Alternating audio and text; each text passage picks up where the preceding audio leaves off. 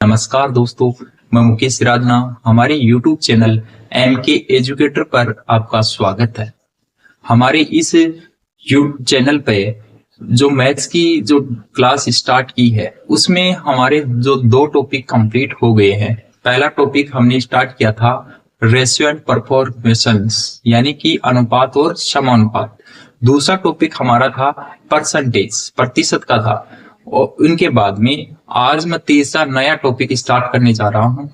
आज का जो हमारा टॉपिक रहेगा वो प्रॉफिट एंड लॉस, लाभ और हानि का रहेगा। उसकी मैं आज की क्लास में शुरू करने वाला हूँ। देखिए, हमारा जो पहला प्रश्न प्रॉफिट एंड लॉस का स्टार्ट करने जा रहा हूँ। देखिए, 10,000 रुपए लागत मूल्य वाली, पहला क्वेश्चन है 10,000 रुपए लागत वाली एक वस्तु को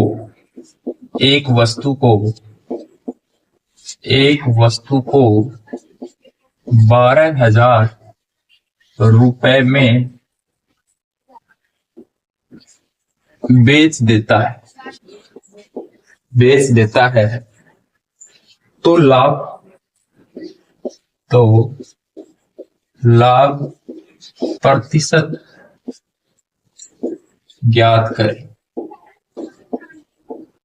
देखिए, एक प्रश्न दे रखा है कि एक वस्तु है, उसको 10,000 रुपए में मैंने खरीदा है और यदि मैं 12,000 रुपए में उसको बेच देता हूं तो मेरे पास जो लाभ हुआ है उस लाभ का प्रतिशत हमें ज्ञात करना है। देखिए, जो खरीदने वाले को बोलते हैं क्रय मूल्य। जो खरीदा गया मूल्य है वो क्रय मूल्य होता है, और जिसमें हम बेचते हैं वो होता है विक्रय मूल्य। और विक्रय मूल्य में से क्रय मूल्य को जब घटा देते हैं वो हमारा लाभ आता है। तो इस प्रकार से हम देखिए लाभ प्रतिशत हम ज्ञात करेंगे। देखिए, ये 10,000 क्या है? क्रय मूल्य कितना है? 10,000 रुपए। इसको बोलते हैं सीपी, कॉस्ट प्राइस। ठीक है, ये 10,000 रुपए। फिर देखो सेलिंग प्राइस यानी विक्रय मूल्य, जिसमें वो बेचा है, इसको बोलते हैं एसपी शॉर्ट में, यानी सेलिंग प्राइस। ये है कॉस्ट प्राइस, जिसमें खरीदा है। ये कितना है? 12,000 रुपए। आप देखिए, लाभ या हानि याद करने के लिए क्या करेंगे? लाभ बराबर होता है विक्रय मूल्य माइनस क्रय मूल्य, यानी विक्रय मूल्य में से बेचा गया मूल्य में से खरीदा गया मूल्य घटा देते हैं तो हमारे पास लाभ प्राप्त हो जाता है। तो देखिए, यहाँ पे लाभ कितना हुआ?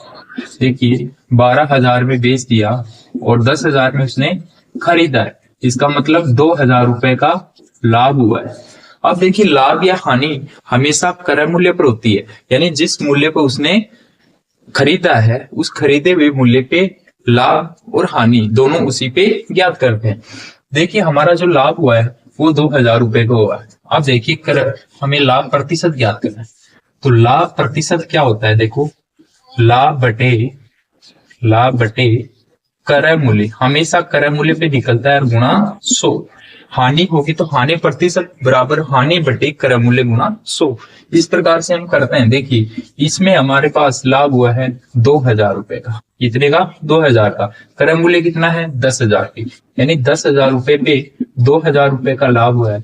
तो इसका प्रतिशत हमें याद कर सकते हैं। देखिए, कितना प्रतिशत आया? 20%। यह हमारा आंसर आ गया। ठीक है, एक बार देखो, फिर से मैं बता देता हूं। इस प्रश्न में देखो, 10,000 क्या है? ये एक कॉस्ट प्राइस है, यानी कि क्रय मूल्य, और 12,000 ये एक सेलिंग प्राइस है, यानी उसका विक्रय मूल्य। विक्रय मूल्य में से क्रय मूल्य जब घटाते हैं तो हमारे पास लाभ प्राप्त होता है, और लाभ प्रतिशत ज्ञात करने के लिए लाभ बटे क्रय मूल्य गुणा 100 करते हैं। इस प्रकार से हमारे पास लाभ प्रतिशत प्राप्त हो जाता है। आपको ये प्रश्न समझ में आया होगा। बहुत ही सिंपल और बेसिक क्वेश्चन से मैंने स्टार्ट किया है लाभ और हानि को। उसका जो पहला क्वेश्चन हमारा हो गया है। अब चलते हैं हम दो नंबर के क्वेश्चन पे। देखिए, 2 नंबर का क्वेश्चन क्या है?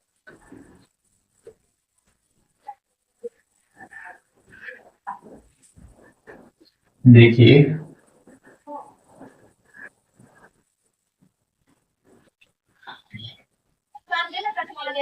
2 नंबर का क्वेश्चन है किसी वस्तु के क्रय मूल्य तथा विक्रय मूल्य का अनुपात, यानी किसी वस्तु के क्रय मूल्य व विक्रय मूल्य का अनुपात 3:2 है, तो हानि प्रतिशत ज्ञात कीजिए। तो हानि प्रतिशत ज्ञात कीजिए। देखिए हमारे पास प्रश्न क्या है कि देखो कि किसी वस्तु का जो क्रय मूल्य है और उसका विक्रय मूल्य, उसका अनुपात क्या दे रखा है, 3:2 दे रखा है। तो हानि प्रतिशत ज्ञात कीजिए। देखो हम जो क्रय मूल्य इसको लिख रहे हैं CP, और ये हो गया विक्रय मूल्य, और विक्रय मूल्य को SP।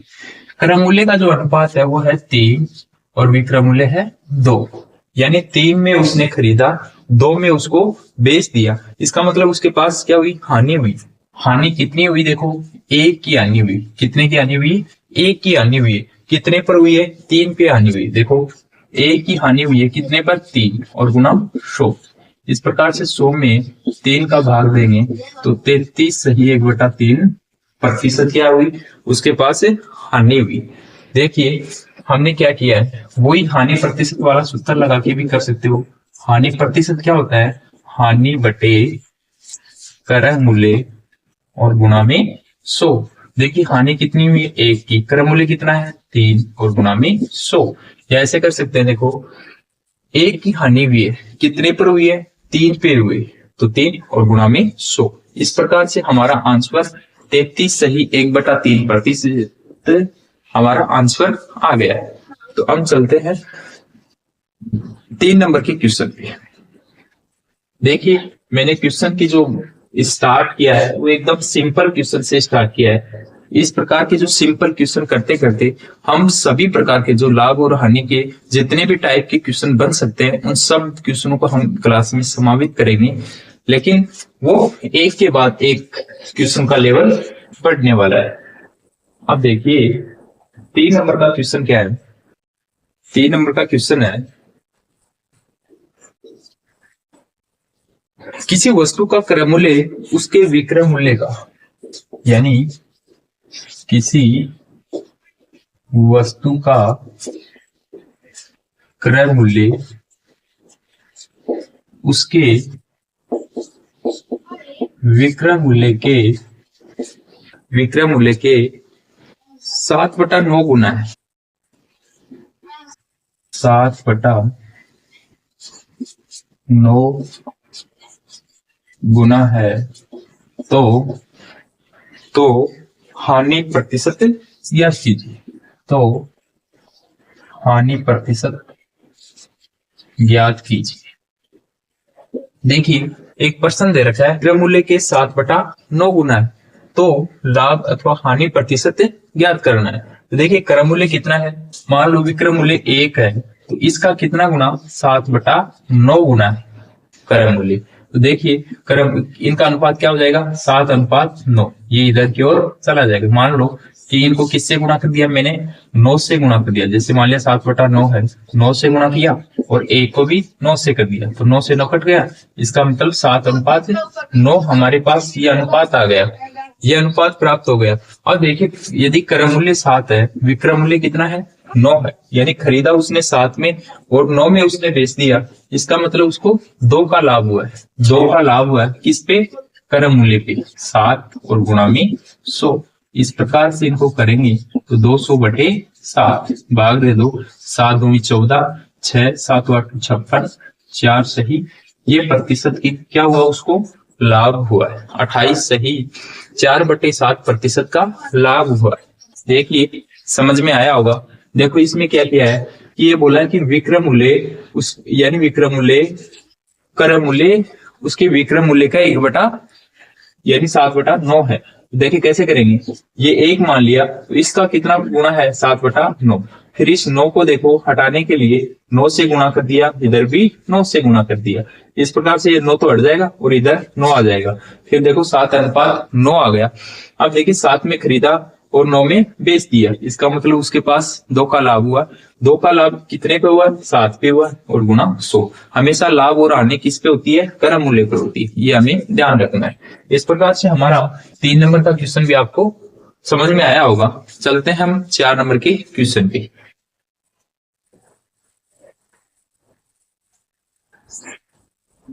4 नंबर का क्वेश्चन क्या दे रखा है?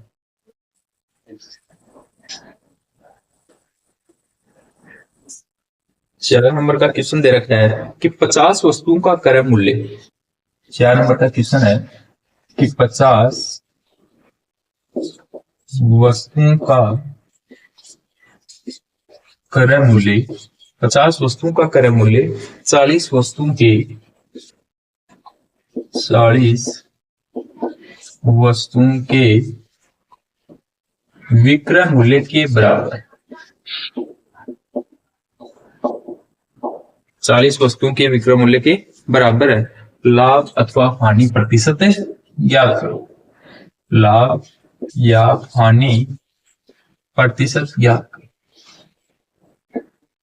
देखो हमने पहला, दूसरा और तीसरा क्वेश्चन किए हैं, सब में थोड़ा थोड़ा चेंज हुआ है। इसी प्रकार से जो 4 नंबर का क्वेश्चन है उसमें देखो क्या बताया कि 50 वस्तुओं का क्रय मूल्य 40 वस्तु के विक्रय मूल्य के बराबर है। अब देखिए कैसे करेंगे। देखो 50 वस्तु का क्या है? क्रय मूल्य। तो क्रय मूल्य को मैंने क्या लिख दिया? सीपी लिख दिया।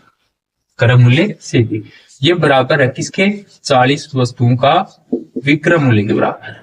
यानी कि 50 वस्तु का क्रय मूल्य और बराबर है किसका? 40 वस्तु का विक्रय मूल्य के बराबर है। अब देखिए यहां से किसका अनुपात आ जाएगा? सीपी और एसपी का अनुपात आ जाएगा। मतलब ये दोनों हट जाएंगे। देखिए ये सी और पी बटे एस पी, ठीक है। इधर ये आ गया, इसको देखो इधर कर दो 40 बटे 50। कितना हो गया? 40 बटे 50। अब इसका अनुपात क्या आ गया? यानी कि सीपी अनुपात एसपी कितना आ गया? 40 अनुपात 50।